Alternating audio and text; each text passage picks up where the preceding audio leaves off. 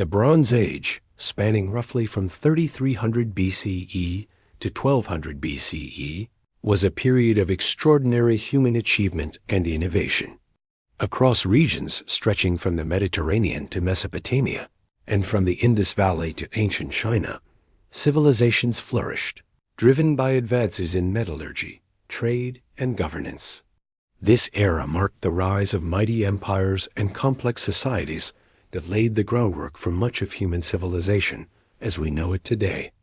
Yet, despite their sophistication, many of these advanced cultures mysteriously collapsed or vanished, leaving behind fragments of their once glorious existence. Archaeological sites, crumbling ruins, undeciphered scripts, and scattered artifacts are all that remain, tantalizing modern historians with questions that have no definitive answers.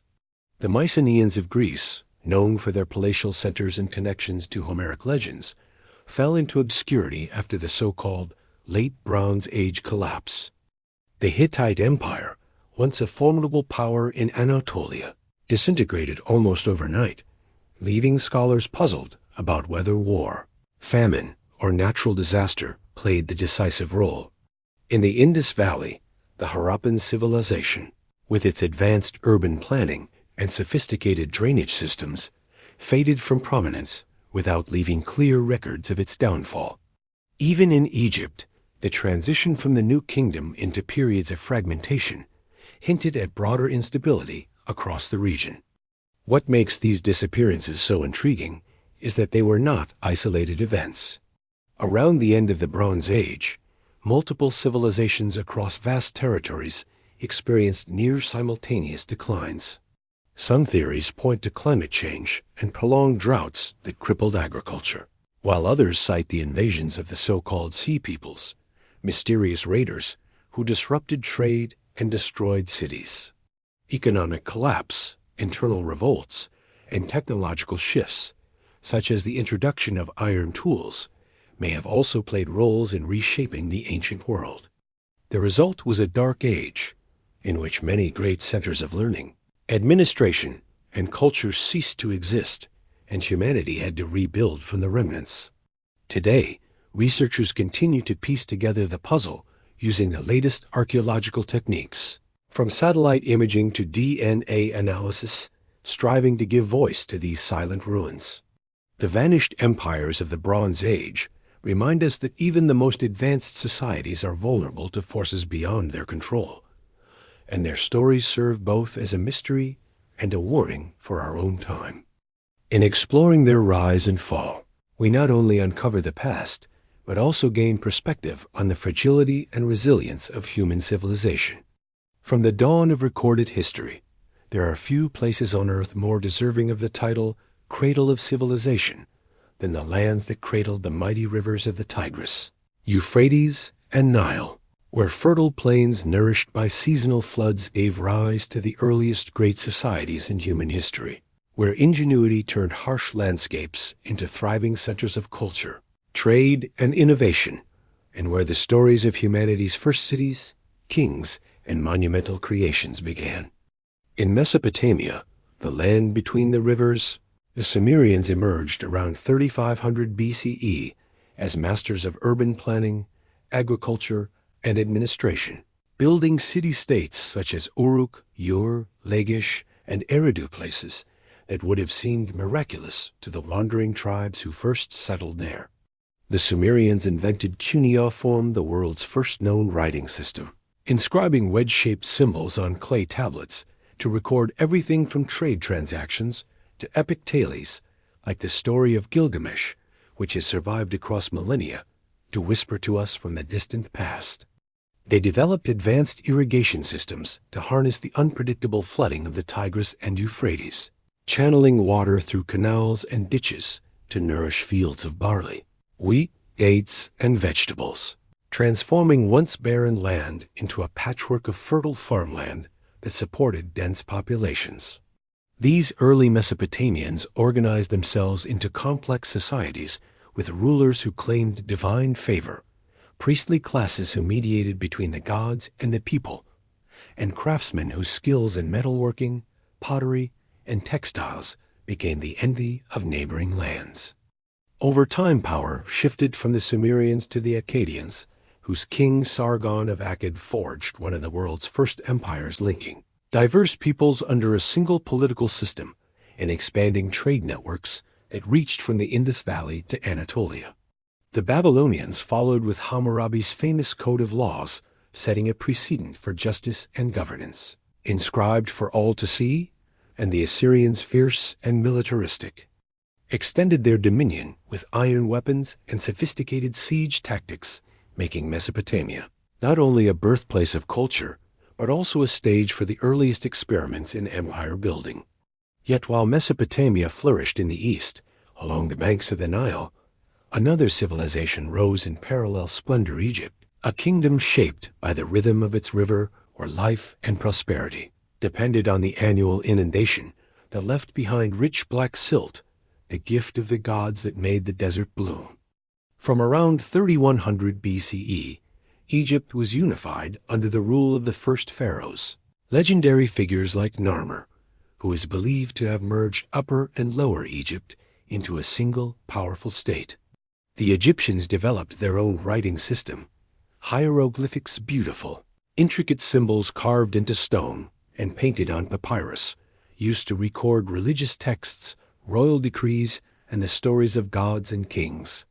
Towering above the flat desert, the pyramids of Giza stand as eternal monuments to the grandeur and ambition of Egypt's old kingdom, testaments to the organizational genius, engineering skill, and spiritual devotion of a society that believed the afterlife was as real and important as the world of the living. These colossal structures, built for pharaohs like Khufu, Khafre, and Menkaure, required vast armies of laborers, skilled artisans, and architects, all coordinated to achieve feats of precision that still baffle modern engineers. Egypt's mastery of irrigation ensured that its farmlands remained productive, feeding not only its own people, but also generating surplus for trade. A Nile served as a natural highway, linking distant communities and enabling goods, ideas, and culture to flow up and down the river. Gold from Nubia, cedar wood from Lebanon, lapis lazuli from Afghanistan, and exotic spices from distant lands reached Egypt's bustling markets, as its merchants and diplomats forged connections across continents. And here lies one of the most fascinating aspects of this ancient world: the interconnectedness between these two great cradles of civilization. Though separated by deserts and seas, Mesopotamia and Egypt were not isolated realms. They exchanged goods, ideas, and even elements of their cultures through trade routes that spanned thousands of miles. Mesopotamian artisans produced cylinder seals and intricately carved stone objects that found their way to Egypt, while Egyptian luxury goods, gold, and papyrus traveled eastward in return. Diplomats and envoys crossed borders carrying messages between kings, as seen in the famous Amarna letters, clay tablets inscribed with cuneiform that record correspondence between the young Egyptian pharaohs and rulers of Mesopotamian states, revealing a world where politics, marriage alliances, and commerce intertwined.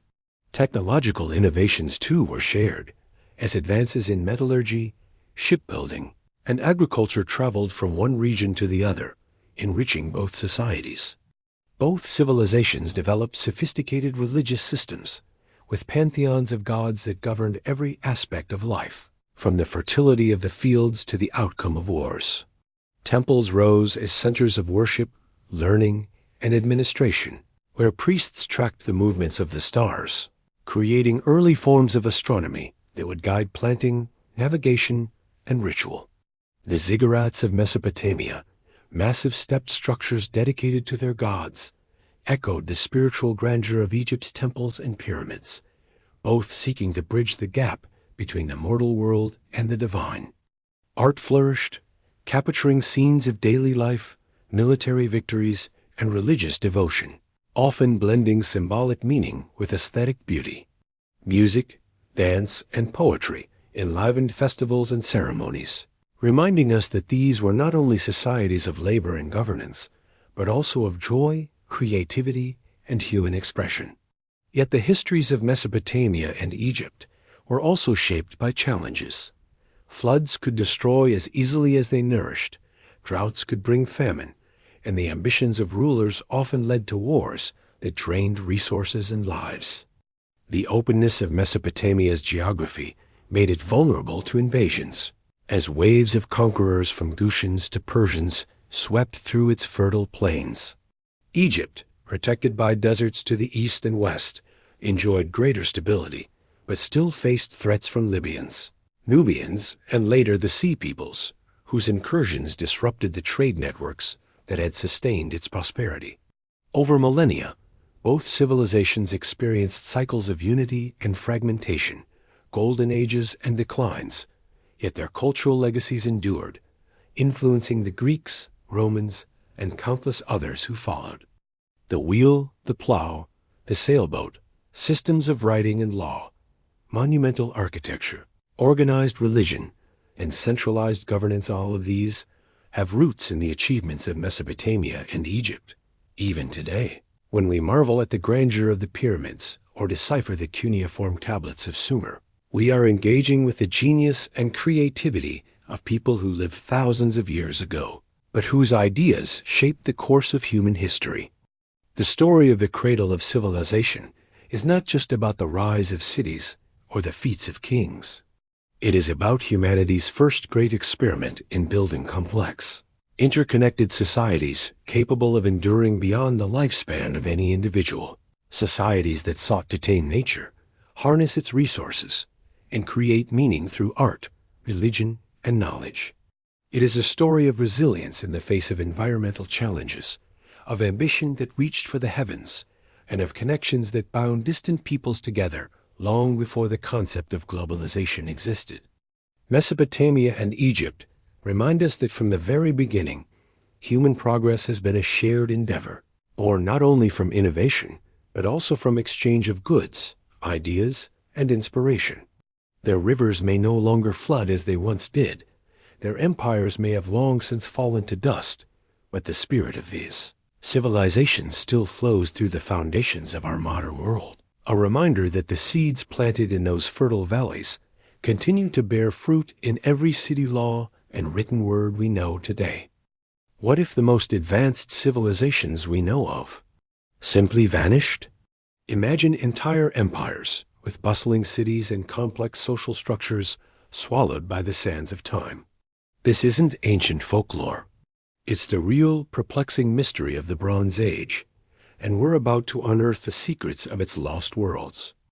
In the shimmering waters of the ancient Aegean Sea, where sunlit waves brushed against rocky shores and the salty breeze carried the scent of distant lands, two remarkable civilizations rose to prominence long before the classical glories of Athens and Sparta would define Greece in the popular imagination, the mysterious Minoans of Crete and the formidable Mycenaeans of mainland Greece.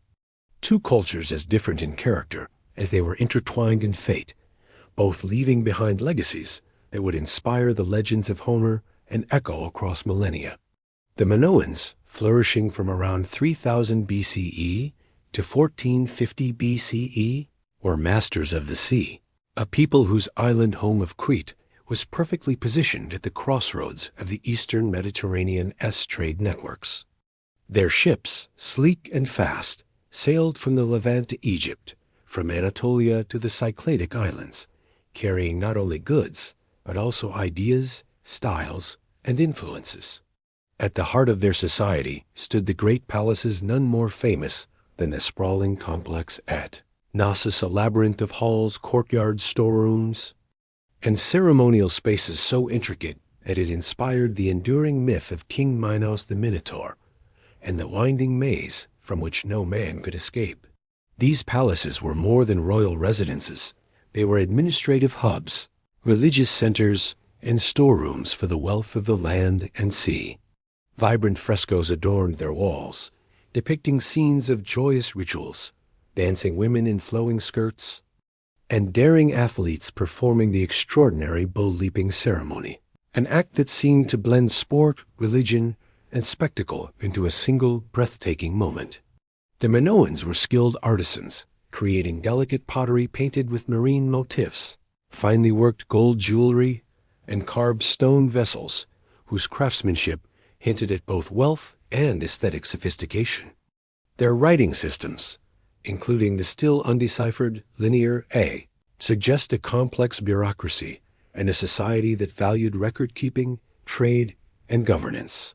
Perhaps most striking was their apparent absence of defensive walls around major cities, clue that their power rested not on armies, but on naval dominance and diplomatic ties, a kind of thalassocracy in which control of the sea was their greatest weapon.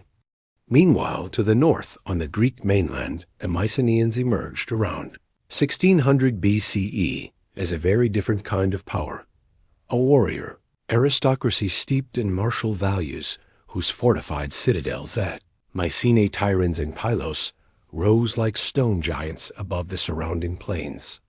Massive cyclopean walls named by later Greeks, who believed only the mythical one-eyed Cyclopes could have moved such stones-enclosed palaces with megarons. Grand halls centered around hearths, where kings and their courts plotted strategy, received envoys, and celebrated victories. Mycenaean tombs, especially the beehive-shaped tholos graves, like the so-called treasury of Atreus, revealed riches of gold death masks, weapons inlaid with precious metals, and treasures from across the Mediterranean, testimony to their far-reaching trade and conquest. They wrote in Linear B, an early form of Greek, preserving administrative records that give us glimpses into their hierarchical society, where kings Wainax ruled over vassals, craftsmen, and farmers, supported by military might and tribute from subject territories. While the Minoans excelled at diplomacy and artistry, the Mycenaeans were the hammer to their neighbors' velvet glove. Their influence felt across the Aegean through both trade and force. Yet despite their contrasting natures, the two civilizations were deeply connected. Mycenaean merchants and warriors visited Crete, adopted elements of Minoan architecture and religious practice, and eventually after 1450 BCE came to dominate the island itself, possibly after a catastrophic event, the massive eruption of the Thera volcano around 1600 BCE, which devastated Minoan settlements and disrupted their maritime supremacy. This disaster, combined with earthquakes and possible invasions, weakened the Minoans and opened the door for Mycenaean control. Under this new order, the blending of Minoan artistic elegance with Mycenaean military ambition created a cultural fusion whose echoes would later shape Greek identity. However, the glory of both peoples was destined to end in mystery. Around 1200 BCE, during the wider Late Bronze Age collapse that brought down mighty empires across the eastern Mediterranean, both the Mycenaean citadels and the last remnants of Minoan-influenced culture fell into ruin. The reasons remain debated. Some scholars point to prolonged drought and famine, others to invasions by the enigmatic sea peoples, still others to internal rebellions and the breakdown of trade networks. The great palaces were burned, their Linear B archives baked into clay by fire, their once proud walls left to crumble in the sun. Populations declined, literacy was lost, and Greece entered a centuries-long dark age from which it would only re-emerge around the 8th century BCE. And yet, in the oral traditions that survived, in the epic tales of heroes and kings, the memory of these Aegean powers endured. Homer's Iliad and Odyssey, though written centuries later, are infused with echoes of the Mycenaean world, the bronze-clad warriors the swift, ships the citadels with gleaming halls, while the myths of Minos the Minotaur and the Labyrinth carry the distant voice of Minoan Crete into the modern age. Today, as archaeologists sift through the ruins of Knossos and Mycenae, as they study fresco fragments, gold masks, and ancient harbor remains, they piece together the story of two civilizations, whose brilliance shone brightly in the Bronze Age only to vanish into the mists of history, leaving behind tantalizing clues and unanswered questions. The Minoans and Mycenaeans remind us that human achievement can take many forms: artistic grace and martial strength, sea-borne diplomacy and fortress-bound power, and that even the most enduring seeming cultures are vulnerable to the shifting tides of nature, politics, and fate. Their rise and fall remain one of the great enigmas of the ancient world, a testament to the beauty and fragility of civilization itself, and an enduring invitation to ponder how much of our own world might one day be remembered only in fragments, myths, and ruins. Far to the east of Mesopotamia's ziggurats and Egypt's golden temples, where the waters of the mighty Indus River and its tributaries snake through fertile plains and seasonal monsoon, rains breathe life into the land. There once thrived one of the most remarkable, yet still mysterious civilizations of the ancient world, the Indus Valley Civilization, also known as the Harappan Civilization, a Bronze Age society whose scale, sophistication, and influence rivaled its Western contemporaries, yet whose voice has been silenced by the passage of time, leaving behind only the silent testimony of bricks, seals, and carefully laid streets. Flourishing between roughly 2600 BCE and 1900 BCE, its heartlands stretched across what is now Pakistan and northwestern India, encompassing hundreds of settlements, large and small, all linked by a shared culture that prized order, hygiene, and urban planning on a scale unprecedented for its time. At its core stood the great cities of Harappa and Mohenjo-Daro, names now etched into the history of archaeology as symbols of a society that seemed to leap fully formed into an age of urban marvels.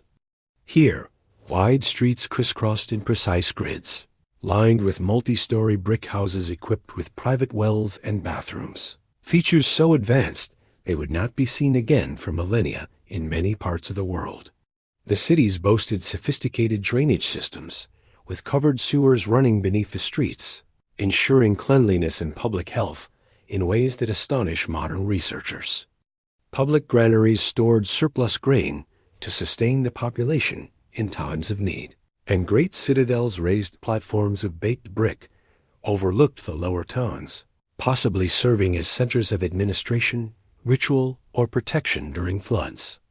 Yet unlike the towering monuments of Egypt or Mesopotamia, the Indus Valley people left behind no vast palaces or royal tombs, no giant statues proclaiming the glory of kings.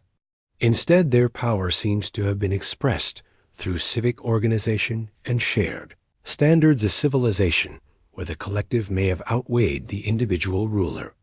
Their artisans were masters of precision, producing finely crafted beads, ornaments, and pottery, as well as small, intricately carved steatite seals depicting animals, bulls, elephants, unicorn-like creatures, alongside symbols of their still undeciphered script. This writing, etched into seals and pottery shards, remains one of the great unsolved puzzles of archaeology, a code that, once broken, might finally allow the Indus people to speak for themselves after 4,000 years of silence. Trade was the lifeblood of their economy, linking them to Mesopotamia, the Persian Gulf, and perhaps even farther afield. Harappan seals have been found in the ruins of Ur, and Mesopotamian records speak of a distant land called Meluha, believed to be the Indus region, from which came timber, copper, precious stones, and luxury goods. Their agricultural base was equally sophisticated, drawing upon the seasonal floods of the Indus and the rhythm of the monsoons to grow wheat, barley, peas, and cotton, the latter possibly making them the earliest known producers of the textile. Their cities, while uniform in planning, were far from sterile. They teemed with markets, workshops, and spaces for social life, where merchants, craftsmen, and farmers mingled. Religion, too, left its mark in figurines thought to represent deities, possibly linked to fertility, as well as in the careful orientation of their cities, which some scholars suggest reflects astronomical knowledge. And yet, for all their achievements, the story of the Indus Valley Civilization is shadowed by mystery, especially when it comes to its decline. Around 1900 BCE, signs of change began to ripple through their world. Cities were abandoned or shrank. Standardized weights and measures fell out of use. Long-distance trade waned, and the once meticulous drainage systems were neglected. Some attribute this to environmental shifts, changes in river courses, a weakening of the monsoon rains, or perhaps catastrophic flooding that disrupted agriculture and forced populations to migrate. Others suggest that internal social or political upheavals, combined with pressures from Indo-Aryan migrations into the subcontinent, played a role in unraveling their urban fabric. Whatever the cause, by around 1500 BCE, the great cities of Harappa and Mohenjo-Daro lay silent, their streets slowly filling with wind-blown dust, their brick walls crumbling under the sun. Unlike Egypt or Mesopotamia, the Harappans left no clear written history to explain their fate, and so their civilization slipped into obscurity, remembered only in the faint echoes of later Vedic texts and in the stubborn survival of certain cultural traits in the villages of the region. When British archaeologists rediscovered their ruins in the 1920s, the world was astonished to learn that an entire urban civilization, as advanced as those of the Nile and the Tigris-Euphrates valleys, had once flourished in South Asia, completely forgotten by recorded history. Today, excavations continue to reveal more about this enigmatic society, the layout of its neighborhoods, the tools of its artisans, the reach of its trade, yet so much remains unknown. Who ruled these cities? How was their society organized? What beliefs guided their lives? What caused their sudden decline? The Indus Valley Civilization stands as both a triumph and a riddle, a reminder that human ingenuity can flourish in harmony with nature, but also that even the most ordered systems are vulnerable to forces beyond their control. As we gaze upon the brick ruins of Mohenjo-Daro, or hold in our hands a seal carved by a Harappan craftsman thousands of years ago, we are transported back to a time when the Indus River was the lifeline of a great Bronze Age culture, a time when the hum of markets, the laughter of children, and the ring of a potter's wheel filled the air, until, mysteriously, it all went silent, leaving the rivers to flow on, bearing away the last whispers of a civilization whose full story has yet to be told. In the rugged, mountainous heart of Anatolia, modern-day Turkey, there arose a Bronze Age powerhouse whose military prowess, political cunning, and cultural synthesis would make it one of the great empires of its time, the Hittite Empire. Emerging around the 17th century BCE from a cluster of Indo-European-speaking peoples who had settled in central Anatolia, the Hittites built their power from the fortress city of Hattusa, a capital carved into the high plateaus and ringed by massive stone walls that twisted over 6 kilometers, studded with monumental gates, adorned by lion, sphinx, and warriors in relief. Hattusa was a marvel of defensive engineering and urban planning, its stone ramparts, colossal gates like the famous Lion Gate, and secret postern tunnels testified to a society deeply attuned to the threats of siege warfare. The Hittites harnessed the strategic advantage of their position, controlling trade routes that linked the Aegean, the Levant, and Mesopotamia, making them brokers in a network that stretched across the known world. They were masters of the chariot, fielding heavy, three-man war chariots that combined speed, stability, and lethal power. In battle, these vehicles were not merely weapons, but mobile command platforms, enabling generals to direct the flow of combat.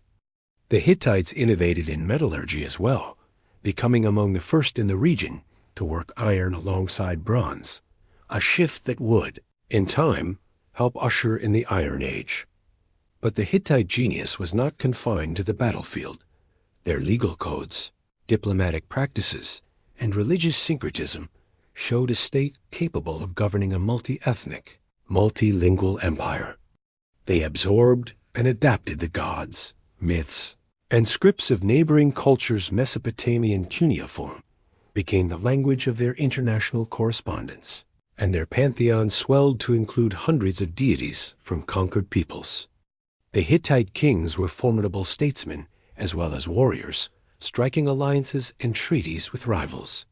The most famous of these is the Treaty of Kadesh, concluded with Egypt's Ramesses II after one of the largest chariot battles in history. This treaty, inscribed in both Egyptian hieroglyphs and Akkadian cuneiform, stands as one of humanity's earliest surviving examples of a formal peace agreement. Yet for all their sophistication, the Hittites ruled in a land where prosperity and peril or inseparable famine could strike as easily as war, and the mountainous terrain that protected them also constrained their agriculture. By the late 13th century BCE, the empire began to strain under the weight of external threats and internal dissent. Mysterious raiders known as the Sea Peoples swept through the eastern Mediterranean, destabilizing coastal cities and trade networks. Simultaneously, vassal states rebelled, and rival powers, such as Assyria, pressed against their borders. By around 1200 BCE, Hattusa was abandoned, its monumental gates left to weather in silence, its archives buried in ash. The fall of the Hittites was part of the larger cataclysm known as the Late Bronze Age collapse, i.e. destruction and societal breakdown that rippled from Greece to Mesopotamia. Yet, like other vanished empires of this period, their influence endured in language, in law, in technological know-how, and in the diplomatic traditions that would echo in later empires. Today, the ruins of Hattusa, with their cyclopean walls and enigmatic stone reliefs, stand as a testament to a people who bridged east and west, who wielded bronze and early iron with equal skill, and who dared to contend with the great powers of their age on both the battlefield and the negotiation table. The Hittites remind us that the Bronze Age world was an interconnected stage, where the fortunes of one civilization could rise or fall in rhythm with the shifting balance of all the others, and that even in apparent disappearance, the legacy of an empire can ripple forward for millennia.